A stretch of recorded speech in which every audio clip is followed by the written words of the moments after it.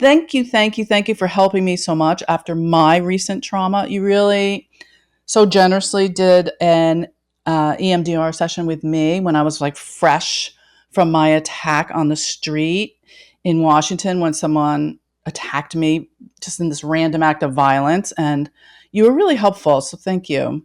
Oh, you're welcome.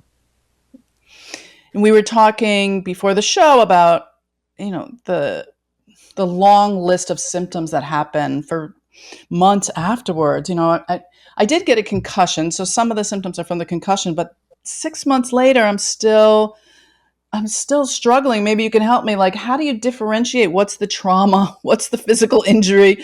How long is a trauma supposed to last? Like, what's happened is I I realized that this trauma lifted the lid off all the traumas from my childhood.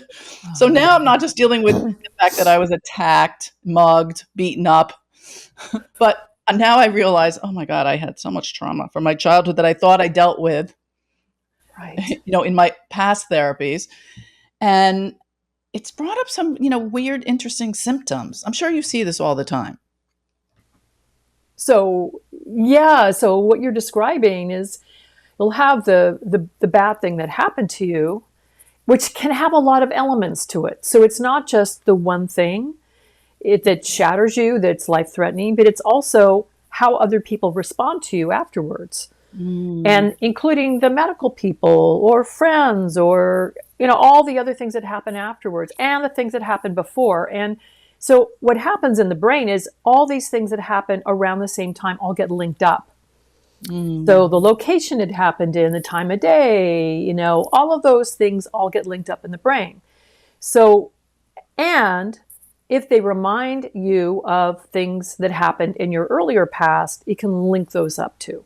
So, so there are ways of working with it where you say we're going to work on this trauma only and try to get all the elements of it taken care of. Mhm. But sometimes the things from the past are coming up so strongly that you have to do with the past stuff in order to really take care of the present trauma that you have. So, and then you've got the physical repercussions, the things that you had, head injuries and concussions and all of that. And then that links into other things of feeling very vulnerable and not yourself anymore. And, Mhm. so it's not so simple, especially when you've had a physical injury like you've had.